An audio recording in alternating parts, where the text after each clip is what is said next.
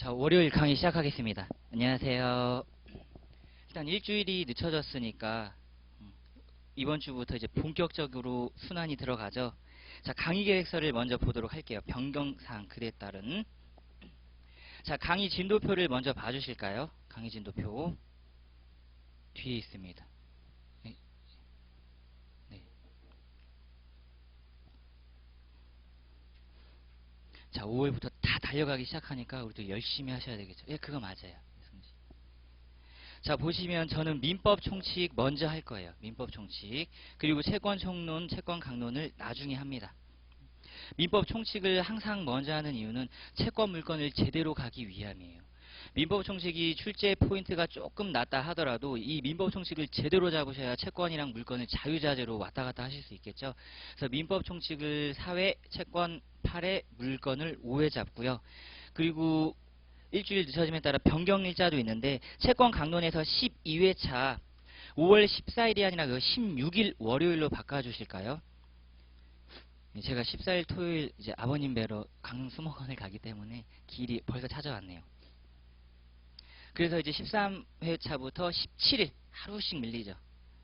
화요일, 18일 수요일, 19일 목요일, 20일 금요일, 21일 토요일 이렇게 해서 비전형 담보 물건까지 끝내고 23, 24, 25는 마찬가지입니다. 가족법.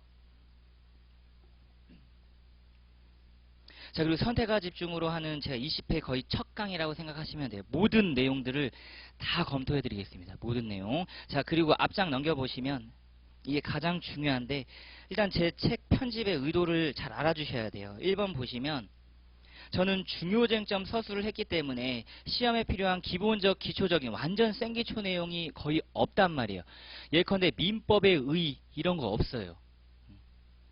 이유인즉슨 이미 이 책을 편집할 때 그런 건 학교 수업에서 다 끝나지 않았을까라는 전제입니다. 두꺼운 기본서를 잡고 거기에 다시 밑줄 칠 수는 없죠. 하지만 중요 쟁점까지 가기 위한 그 과정은 제가 설명을 드릴게요. 저는 중요 쟁점 첫 번째가 관습법인데 관습법을 바로 공부하면 말이 안 되니까 관습법이 어디에서 어떻게 왔느냐 그 과정은 제가 설명을 드리고 중요 쟁점별로 가겠습니다. 즉 쟁점과 쟁점 간에 요거는 제가 해드릴게요.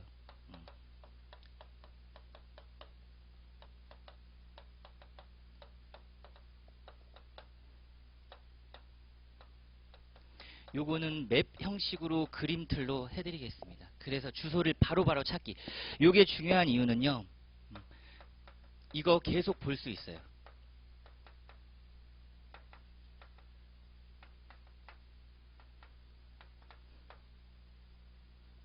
우리 수험생분들에게 요구되는 가장 중요한 것들이죠. 그리고 나서 중요 쟁점 들어가면서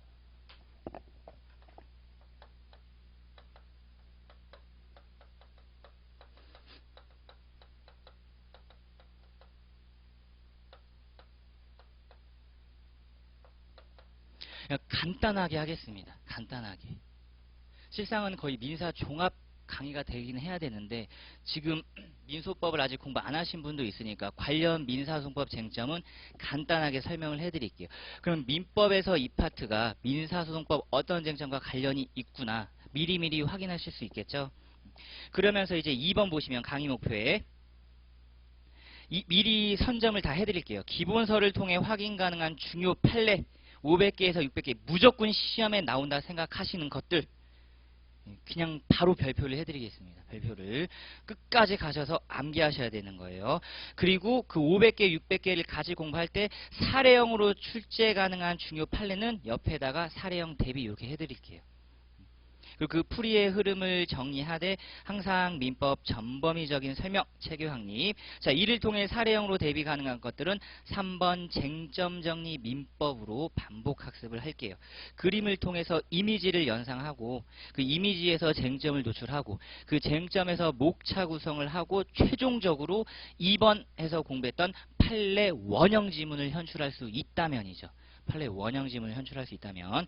그래서 쟁점 정리 민법 머릿말을 보면 우리 수험생분들이 설문 분석 능력을 키워야 되는데 이거는 이미지로 입체화시켜서 하시는 게 가장 좋다.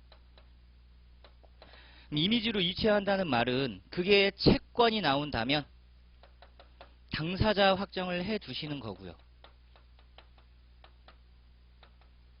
그리고 그게 물건이 나온다면 물건자 확정을 하신다는 거죠.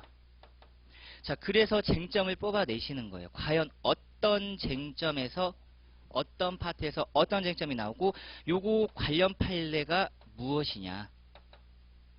그래서 나는 이거를 실제 답안지에 현출할 수 있느냐의 문제입니다. 현출의 문제. 그럼 이제 한 단계를 더 나아갈 수 있는데 관련 판례에서 대놓고 관련 쟁점을 뽑아낼 수 있다는 거예요. 요거와 관련된 다른 쟁점들도 있었는데 제 강의를 어렵게 느껴주시는 수강생분들이 말씀을 해주시길 이거를 너무 많이 간다는 거예요. 관련 쟁점을 끝도 없이 확장하려고 하는 거죠. 예컨대 민총을 공부하고 있는데 가족법, 채권강론, 채총, 물건이 갑자기 다 등장해버리니까 최대한 자제하겠습니다. 이건 강의하다가 저도 어쩔 때 훅 갈 때가 있거든요. 그리고 본교재를 확인하기 위해서 제가 지난주 공개 특강이 있었어요. 이거 2회짜리였는데 요거를 미리 봐주시고 오셔도 괜찮겠죠. 시간이 없다? 그럼 주말입니다. 주말에 채권적 청권 시스템이랑 물건적 청권 시스템을 같이 해드렸어요. 자, 그리고 이제 3번 중요 쟁점 위주로 가고 4번 자, 선택형과 사례형 문제풀이를 들어갈 건데 뒤에 진도표를 한번 봐보세요. 제가 일단 9회를 잡았는데 이거는 진도에 맞게끔 조금 변경을 가하겠습니다. 선택형은 무조건 볼 거고요. 사례형은 플러스 알파인 거예요. 제가 항상 강의 모토는 상반기에는 선택형을 잡는 게 맞다. 이거 확보해 놓으시는 게 마음에 편합니다. 그리고 선택형을 확보함에 있어서 그래도 혹시라도 이거는 좀 풀어봐야 되겠다. 그럼 사례형으로 문제를 선택형 다음에 내드릴게요. 예컨대 선택형 문제를 15문항씩 가다가 10문항짜리가 나오는 쟁점들이 있거든요. 10문항 정도. 진도를 봤더니 10문항밖에 안 된다. 그랬을 경우에는 사례형 문제를 10점, 15점 분설형으로 한 문제씩 내어드리겠습니다. 자, 그러면 우리 수험생분들이 바로 사례형 답안을 작성하기는 힘들단 말이에요. 힘들기 때문에 요것만요. 그래서 지금 제가 원하는 거. 그리고 밑에 설문이 있으면 밑에다가 혹시라도 요렇게 도해화를 해보시는 거예요. 이미지 입체화를 해보시고 목차 구성을 해보시고 나는 기억이 난다 까지 가셔도 되는 거예요. 일단 우선적으로 우리가 해야 되는 건 도해화와 목차 구성, 그리고 관련 판례를 복습을 했는데도 쓸 수 있으면 좋은 거고 설령 못 쓴다 하더라도 최종 요 정도는 가주셔야겠죠. 중요 핵심 키워드 정도는 써줄 수 있으면 되겠습니다. 결국 이제 내용 구성은 그때그때마다 하실 수 있으니까 이렇게 해서 강의 진도를 나가도록 할게요. 지금 첫 시간에는 따로 뭐 공개 특강 했던 게 있기 때문에 안 하고 바로 교재로 가셔가지고 자, 민법의 총체적 검토 요거 한 번만 확인하고 그 다음에 들어갈게요. 자, 교수님들 민법 기본서를 보면 구성이 이렇게 되어 있어요. 민법의 총체적 검토 첫 페이지 파란색이 있죠. 꺽쇠 1번과 꺽쇠 2번이 한 묶음으로 되어 있죠. 이걸 민법 서론으로 하는 거고 그 다음에 꺽쇠 3번부터가 민법 총칙 본격적으로 들어가는 바로 법률 관계 얘기하는 거예요. 법률 관계. 관습법 개념을 들어가기 위해 그 중간 다리가 필요한 거고요. 꺽쇠 2번 민법의 기본 원리로서 시의칙을 위해 그 중간 과정이 필요한 거고 본격적으로 우리가 공부하는 건 호의관계도 아니고 인간관계도 아니고 그 인간관계 중에 법률의 지배를 받는 법률관계를 공부합니다. 그게 꺽쇠 3번 종합이고요. 그 대표적인 법률관계 중에 꺽쇠 4번 바로 법률행위라는 거죠. 여기서부터 이제 민법 총칙의 영역, 채권의 영역이 시작돼요. 로마자 1번 민법 총칙의 영역에서는 법률행위를 공부할 건데 그 법률행위 2번에 주체를 먼저 공부하는 거고요. 주체. 그리고 객체를 나중에 공부하는 겁니다. 지금 제가 말씀을 드렸죠. 보세요. 법률관계는 법률행위인데 법률행위는 주체란 게 있단 말이에요. 그럼 교수님들이 고민을 하시는 거예요. 법률행위를 먼저 학생들한테 공부를 시켜야 될까? 아니다. 주체를 먼저 공부를 시켜야 될까? 요게 딜레마라고 합니다. 교수님들이. 근데 당연히 우리는 조문 해석 법학이니까 3조에 주체가 먼저 등장하고 100조 때 이하의 법률행위가 등장하니까 주체를 먼저 공부시키자. 그러니까 법률행위 주체, 법률행위 목적, 법률행위에 따른 의사표시, 목적과 의사표시를 후방에 배치를 해놓은 거고 주체를 앞에 배치시켜서 우리는 주체를 먼저 공부하시는 거예요. 양가로 1번 자연인과 법인, 그리고 객체로서의 토지, 건물, 주물, 종물, 원물 가시를 공부를 하고 나면 보세요. 법률행위의 성립 요건인 목적 의사표시, 그 로마자 2번 계약의 유형. 자, 그리고 나서 로마자 3번에서 1번까지가 다시 주체입니다. 계약의 유효권 양걸 1번 권리능력, 행위능력, 의상력 이거를 주체에 배치시켜서 먼저 공부를 우리는 하게 되고요. 그리고 나서 이제 양갈로 2번부터 법률행위 목적 공부하시는 거예요.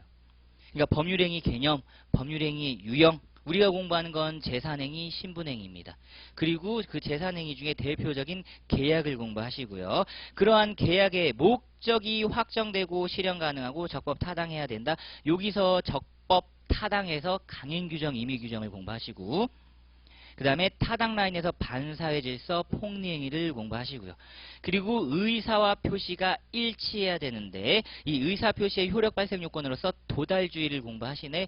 발신주의라는 예외를 함께 공부하시고 그 응당 민법은 의사 표시 불일치를 규정하고 있기 때문에 방갈로 1번부터 불일치 규정을 하는 거예요. 그럼 이러한 유효 요건을 갖추지 못했다면 무효 사유도 있을 거고 취소 사유도 있을 거고 이거는 당연히 법률 규정에 있어요. 그러니까 이번 계약이 무효 취소된 경우에 법률 관계를 그 다음으로 공부하게 되십니다. 자, 그 다음에 이러한 계약이 유효 적법하게 성립하면 당사자가 아니죠. 보세요. 이게 채권이에요. 특정인에 대한 권리 의무 관계. 그래서 1번 채권 채무가 발생하는데 또 보세요. 제 교재는 주된 채무, 부수 채무가 서술이 안 돼 있어요. 유인즉슨 주된 채무는 각 계양의 유형에 따라 등장을 할 거고 부수 채무는 신식에 따른 부수 채무를 이미 신식 파트에서 공부를 다 하실 겁니다.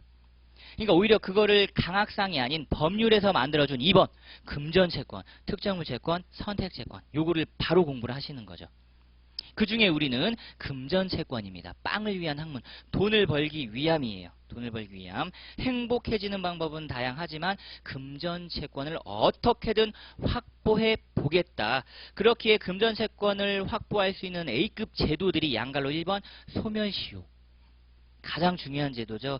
양갈로 2번 책임재산 보전 방안으로서 채권자 대위권과 채권자 취소권.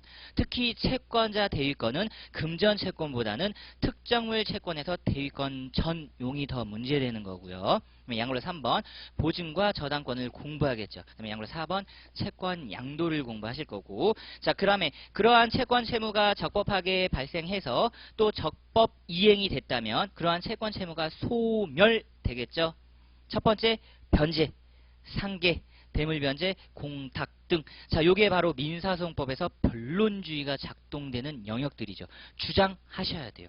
채무의 소멸이라는 법률 효과가 발생하니까 그거 당사자가 직접 주장해야겠다. 그럼 4번에 그 채무를 이행하지 않으면 요게 바로 채무 불이행. 핵심 내용들이죠. 핵심 내용. 특히 반갈로 2번 그 채무불이행의 유형 중 이행지체와 이행불능 가장 중요하고 그 효과로서 발생하는 손해배상과 관련돼서 과실을 상계하겠다. 손해배상액을 미리 예정하겠다. 그 다음에 양갈로 2번 위법성 조각사유에서의 동시행항변권과 위험부담 대상청권. 그러니까 채권 총각론이 짬뽕이 됐어요.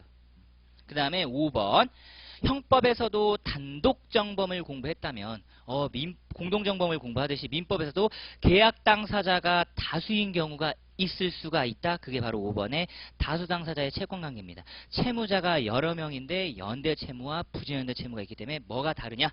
그 다음에 양갈로 2번 보증인이란 게 등장하는구나. 자, 그다음에 6번 채권자와 채무자가 달라지는 변경에 따른 채권 양도와 채무 인수의 문제였어요. 인수의 문제. 자, 그리고 V번까지가 채권 총론이고 로마자 6번 계약의 실효인데 무효 취소는 민법 총칙에서 공부했기 때문에 채권 강론에서는 해제만 공부를 하는 겁니다. 그렇죠. 계약의 실효 방안들이죠. 무효 취소 해제. 특히 해제권 발생 사유로서 양가원리 1번 자동해제 조항, 판례가 형성시키고 있는 판례법리, 약정해제권 565조, 올해 변호사 시험 기출, 양가로 2번 앞에서 봤던 이행불능과 이행지체, 여기서는 해제만 보겠죠. 손해배상 청구는 앞에서 봤다. 그러니까 해제에 따른 그 효과는 완전 독자 영역을 갖고 있는 원상회복 의무를 따로 공부를 하시는 겁니다. 그리고 나서 그 계약이 적법 유효하게 따른 물권 변동을 마지막에 공부를 하게 되시는 거예요. 마지막에. 저는 이런 순서대로 항상 배치를 했기 때문에 이게 제가 만든 틀이 아니라 교수님들 교재를 보시면 특히 양창수 대법관님 교재를 보면 이렇게 서술이 되어 있죠. 김종일 교수님도요. 다른 강사님들 다 이렇게 서술이 되어 있는 것 같아요. 그렇기 때문에 우리는 민법 총칙 제1편 자 쟁점 바로 사실인 관습과 관습법을 들어가도록 하겠습니다. 자, 그럼 지금 제 교재는 첫 번째로 관습법과 사실인 관습이 서술이 돼 있단 말이에요. 근데 일반 기본서는 당연히 이렇게 돼 있겠죠. 요거는 저는 공부를 한다고 생각하지 않아요. 이유인즉슨 이런 건 필기하지 마시고 그냥 느끼는 거죠.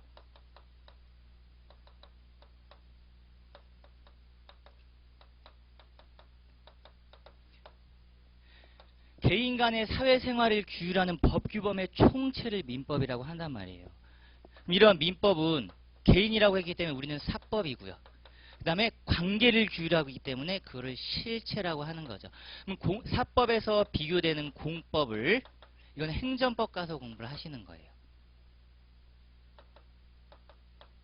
행정법의 영역이죠. 사법과 공법을 과연 어떻게 구별할 것이냐. 그럼 실체가 있으니까 우리는 절차가 있겠네요. 요거는 우리 민사소송에서 곧 공부를 할 거고 민사소송을 공부를 할 거고 그럼 사인 간의 사회생활 관계를 규율하고 그걸 실체적으로 규율을 하는데 당연히 여기서 터지는 분쟁 이거를 해결하는 절차 그렇기 때문에 민사소송의 이념은 그래서 사인의 권리를 보호하겠다. 이를 통해서 국가 질서를 안정화시키겠다. 이렇게 민사소송의 목적 내지 의도가 있어요. 그럼 분쟁을 해결하는 절차가 민사소송이라면 그 분쟁과 관련된 어떤 판단 인자가 나와야 되겠죠. 판단 인자. 자, 그게 바로 민법이라는 겁니다. 민법. 판단 인자로서 어떤 걸 적용할 건데 당연히 우리는 성문법주의예요. 성문 민법주의니까 법률 너무나도 당연하다.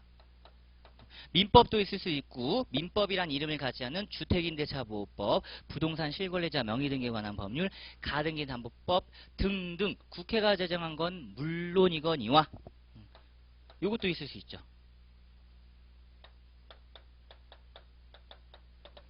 자, 근데 요 놈은 또 행정법 가서 공부를 우리 수험생분들이 하실 거예요.